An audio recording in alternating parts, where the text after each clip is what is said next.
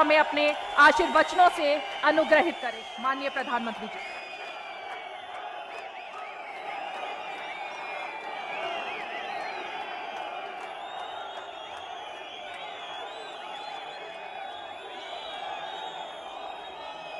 भारत माता की, भारत माता की। हिमाचल प्रदेश के गवर्नर श्रीमान राजेंद्र जी, यहां के लोकप्रिय और कर्मठ मुख्यमंत्री मेरे मित्र श्रीमान जयराम ठाकुर जी, प्रदेश के अध्यक्ष हमारे पुराने साथी श्रीमान सुरेश जी,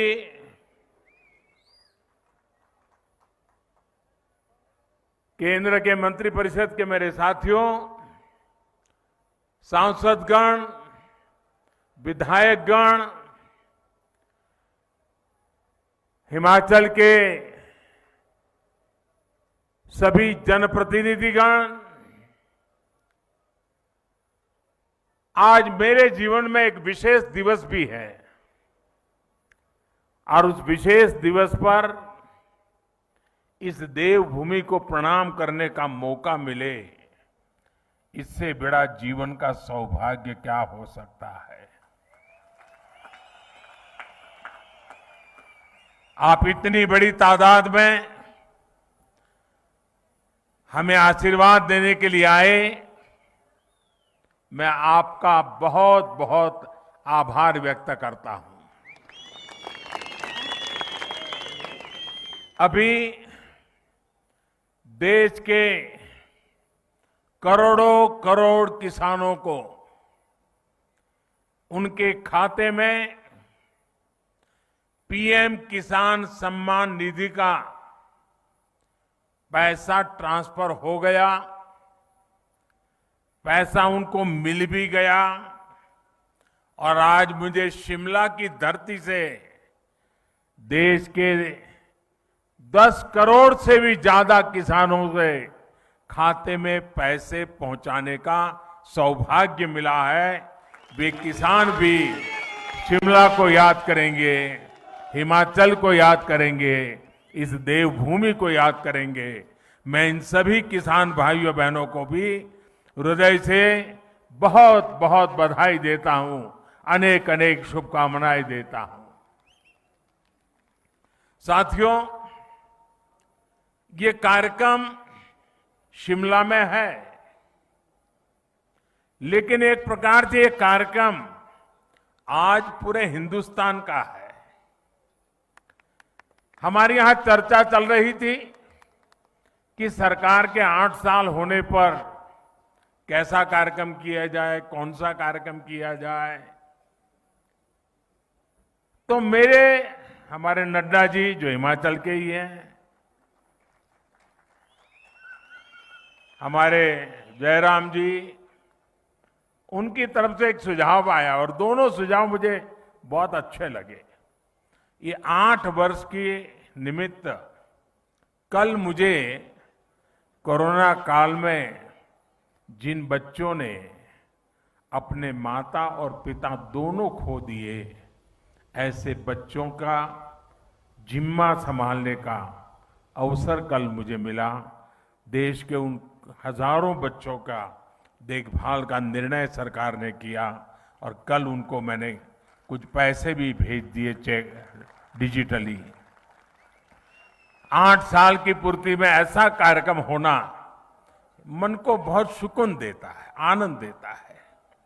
और फिर मेरे सामने सुझाव आया कि हम एक कार्यक्रम हिमाचल में करें, तो मैंने आंख बंद करके हाँ कह दिया, क्योंकि मेरे जीवन में हिमाचल का स्थान इतना बड़ा है, इतना बड़ा है, और खुशी के पल अगर हिमाचल में आकर के बिताने का मौका मिले तो फिर तो बात ही क्या बनती है जी।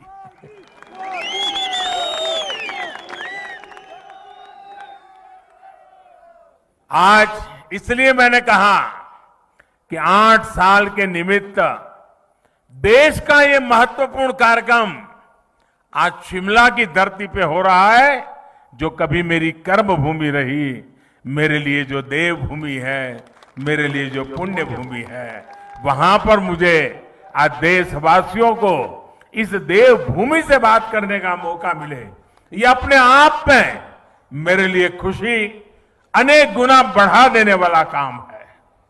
साथियों, 130 करोड़ भारतीयों के सेवक के तौर पर काम करने का मुझे आप सबने जो अवसर दिया, मुझे जो सौभाग्य मिला, सभी भारतीयों का जो विश्वास मुझे मिला है, अगर आज मैं कुछ कर पाता हूं, दिन रात दौड़ पाता हूं, तो ये मत सोचिए कि ये मोदी करता है, ये मत सोचिए कि मोदी दौड़ता है। ये सब तो 130 करोड़ देशवासियों की कृपा से हो रहा है, आशीर्वाद से हो रहा है, उनकी बदौलत हो रहा है, उनकी ताकत से हो रहा है। परिवार के एक सदस्य के तौर पर मैंने कभी भी अपने आप को उस पद पर देखा नहीं, कल्पना भी नहीं की है और आज भी नहीं कर रहा हूं कि मैं कोई प्रधानमंत्री हूं। जब फाइल पर साइन करता हूं, एक जिम्मेवारी होती है, तब तो प्रधानमंत्री की दायित्व के रूप में मुझे काम करना होता है। लेकिन उसके बाद फाइल जैसी चली जाती है, मैं प्रधानमंत्री नहीं रहता हूं। मैं सिर्फ और सिर्फ 130 करोड़ देशवासियों के परिवार का सदस्य बन जाता हूं। आप ही के परिवार के सदस्य के रूप में, एक प्रधान सेवक के रूप में जहां भी रहता हूं, काम करता रहता हूं और आगे भी एक परिवार के सदस्य के नाते परिवार की आशा आकांक्षाओं से जुड़ना, 130 करोड़ देशवासियों का परिवार, यही सब कुछ है मेरी जिंदगी में। आप ही हैं सब कुछ मेरी जिंदगी में, और ये जिंदगी भी आप ही के लिए है। और जब हमारी सरकार अपने 8 वर्ष पूरे कर रही है, तो आज मैं फिर से मैं इस देवभूमि से मेरा संकल्प भी दोहराऊंगा, क्योंकि संकल्प को बार बार स्मरण करते रहना चाहिए।